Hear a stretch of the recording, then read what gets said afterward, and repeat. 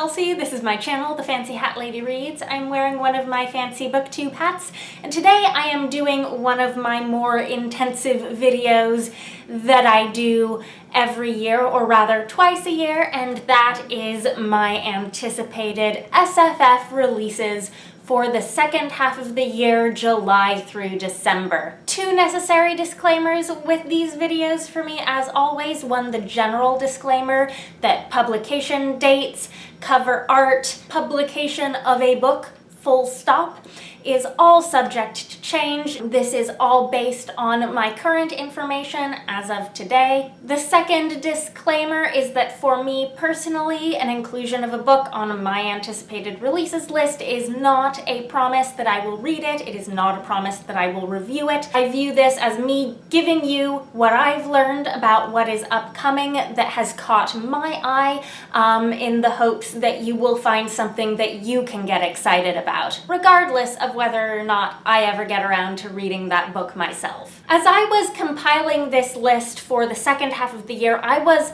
surprised at first that my list was not nearly as long as my list for the first half of the year. I had a very long list. I think I had 25 books on my list for the first half of the year, and that was after I culled my list somewhat because I knew the video was going to be too long. I realized like last week that I was only going to have 10 books for this list for the second half of the year if I didn't do some more digging and find some more titles, which I have done. So this is maybe a list that skewed a little bit more towards small press titles than my normal lists would be. That's because I was not finding a whole ton of books from the big SFF publishers for the second half of the year that personally I was excited about. So I think that's enough introduction. Let's just dive into the list. The first book I'm going to talk about is actually a bit of a cheat because it is not a release for July through December. This was a late June release, so this book is already out, but it wasn't announced yet at the time I made my video for the first half of the year, so I'm including it here to make sure it gets a shout out, and that is The Return of the Sorceress by Silvia Moreno-Garcia. This is, I believe, her first foray into sword and sorcery fantasy. It's a novella from Subterranean Press, so you know to expect a limited edition hardcover release. Snag it quickly if you want it, and then ebooks available after that. This is about a sorceress who has been deposed as like the ruler of the sorcerers, and she is on a quest to get her title back. The first half of this list is going to be very novella heavy because my first book for July is going to be A Psalm for the Wild Built by Becky Chambers. This is another novella coming on July 13th from Tor.com Publishing, and I remember this duology because I think there are 2 books that have been announced so far. I don't know if there will be more in the future, but these books, the announcement when they were first announced made quite a splash because they were described, even though there weren't titles at the time, as a solar punk series. And then I sort of forgot they were happening because she came out with another novella that was completely unrelated after this one had been announced, but before this one was released, and that was To Be Taught If Fortunate. But I'm fairly certain that this was the one that was announced as being solar punk, and it is about a tea monk and a robot and some age-old questions about humanity. It promises to be cozy and character-driven. The next book on my list is coming on July 20th from Tor Books, and this is She Who Became the Sun by Shelley Parker Chan. The author describes this as a queer reimagining of the rise of the founding emperor of the Ming Dynasty. It's listed on Goodreads as the start of a series called The Radiant Emperor. I don't know how many books it's planning on being. I also don't know how much this is going to be really fantasy or just mostly alt history.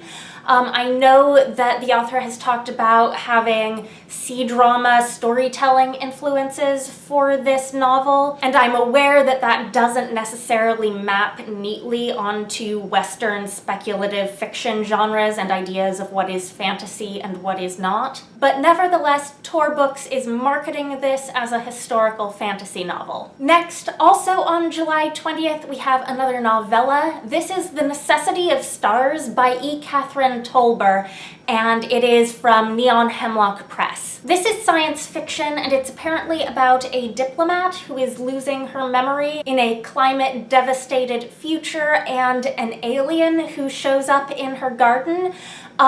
I don't know really what to expect of the plot of this, but reading some of the pull quotes on the publisher's website made me think this might be a really beautifully told and moving story. Also on July 20th, another novella. This is The Past is Red by Catherynne M. Valente from Tor.com Publishing. This looks like a very strange post-apocalyptic science fiction story. I understand it to be an expansion upon her short story The Future is Blue, which was the title story of a collection of hers that came out from Subterranean Press a while ago. I think this is an expansion of that story, so it contains whatever was in that story, and you don't have to have read it first. I'm certainly hoping so because I never read that story or that collection. This is one of two different novellas that Valente has coming out from Tor.com Publishing in the second half of this year.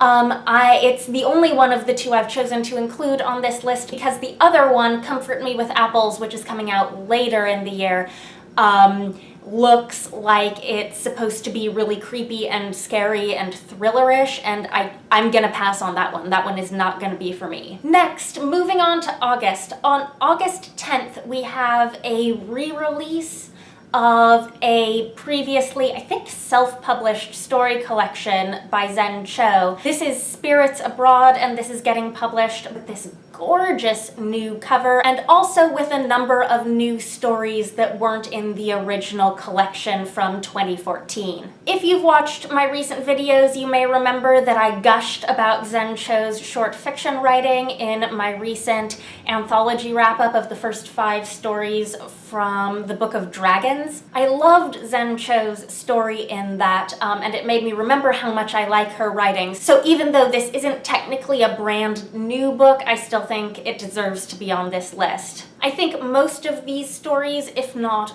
all, deal with Malaysian mythology and culture. Given what I know of Zen Cho's writing, I would expect most, if not all of them, to be fantasy. Next, on August 19th, we've got another really intriguing looking release from a small press. This is called After the Dragons by Cynthia Zhang, and it's from Stelliform Press. And this came to my attention when I saw on either my Twitter or my Goodreads feeds or both that Mary Robinette Kowal had given this a 5-star early review. She had glowing things to say about it, so my ears perked up. This appears to be set in an alternate contemporary Beijing. This looks like a sort of intimate and character-driven story about a college student and a medical researcher who share a passion for these dragons. Moving on to September, on September 21st, we have Under the Whispering Door by TJ Klune from Tor Books. This is the second adult title of Klune's that Tor Books has published, following up on The House in the Cerulean Sea, which a lot of people, myself included, really appreciated for its warm and compassionate storytelling. This one looks like it might be a little more sad or melancholy in tone because the protagonist is dead and there's a sort of afterlife thing going on. I'm sure it will still have some queer romance, which is what TJ Klune is known for, but this is one where I'm personally going to need to know a little more before I pick it up myself. I can handle sad these days, but I do kind of need to know what I'm getting into in advance, so this might be one where I'm gonna have to wait for the release and ask someone to spoil it for me. Next, on September 28th is Light from Uncommon Stars by Ryka Aoki.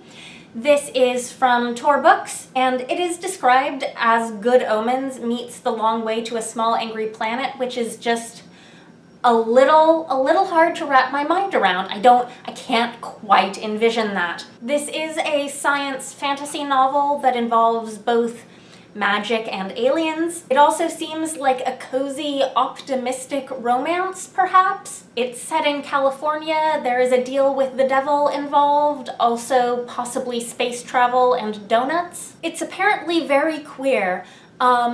This is personally right up there at the top of my list for books I am most excited about. If this author can pull this off, I will be amazed and in awe. Next is the first of only 3 YA novels I've got on this list. It is Vespertine by Margaret Rogerson. It's coming on September 28th from Margaret K. McElderry Books. This is on my list purely on the strength of the author. Margaret Rogerson wrote An Enchantment of Ravens, which I have not read, and A Sorcery of Thorns, which I have read and really enjoyed. It was the sort of escapist, fun, YA fantasy that I can still just sink into and get great pleasure from. This looks darker and spookier, so it might not be for me. It looks like it has some sort of necromancy magic going on that the protagonist learns she has an ability for and has to figure out how to use. So it might not be my thing,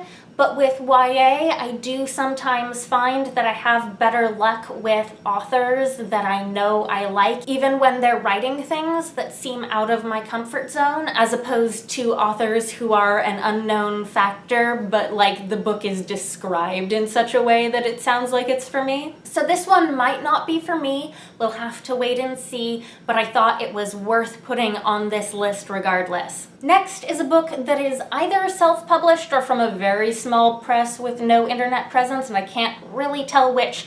This is Scales and Sensibility by Stephanie Burgess, which is the start of a new Regency rom-com fantasy of manners series with pet dragons. There are apparently pet dragons involved. I have read one of Stephanie Burgess's middle grade books before. That was The Dragon with a Chocolate Heart. It didn't make the greatest impression on me despite being quite whimsical and charming. It left me with the feeling that her middle grade might not be the best for adult readers reading for themselves, but it did leave me still interested in trying some of her adult work. I don't know if this will be where I will eventually choose to start with her adult books or not. I might be more interested in her other series, which is the Harwood Spellbook series. So I might start there first myself. But this is the sort of release that is on brand enough, at least for me and my channel, that I thought you would want to know about it. Next, on October 5th from Tor.com Publishing is a Spindle Splintered by Alix E. Harrow.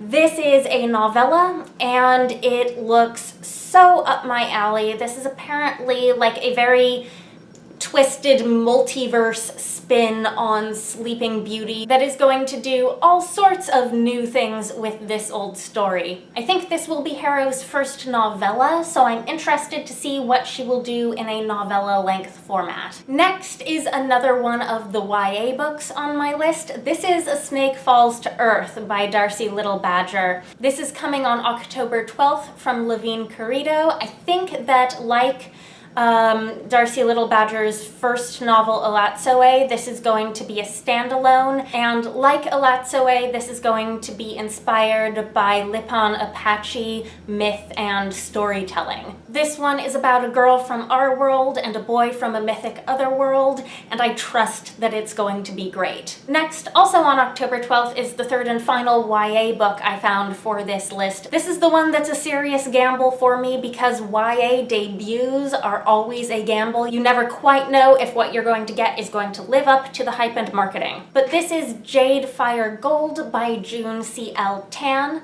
and it's going to be from Harper Teen. This is apparently inspired by Chinese mythology, and it is about a boy who is a lost prince and a girl who has magical powers, and they have to team up. Okay, we're getting close to the end because we are on to November. On November 2nd, we have A Marvellous Light by Freya Marske. This is from Tor.com Publishing. It is a novel, not a novella. This is historical fantasy set in Edwardian England, with a queer romance, possibly with an emphasis on the romance. I've heard that this one is on the steamy side. I believe this is going to be the first in a series. I don't know how many books the series is going to be. There might also be murders involved. Next, from Daw Books, we have Noor by Nnedi Okorafor.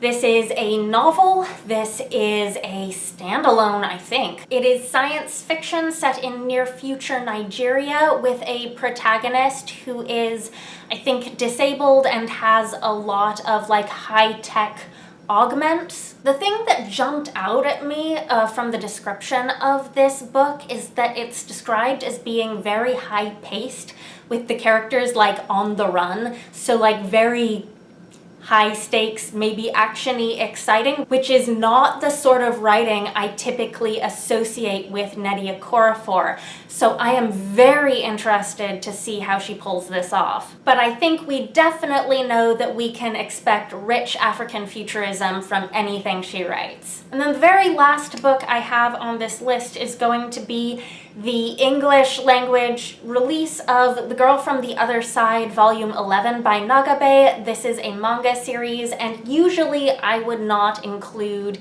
individual volumes of manga in an anticipated books list, but my understanding is that this is the final volume in this series. I started reading this series back when it was way brand new, and I've read at this point, I think up through volume 6. I own 7 and have owned it for a while but haven't read it yet.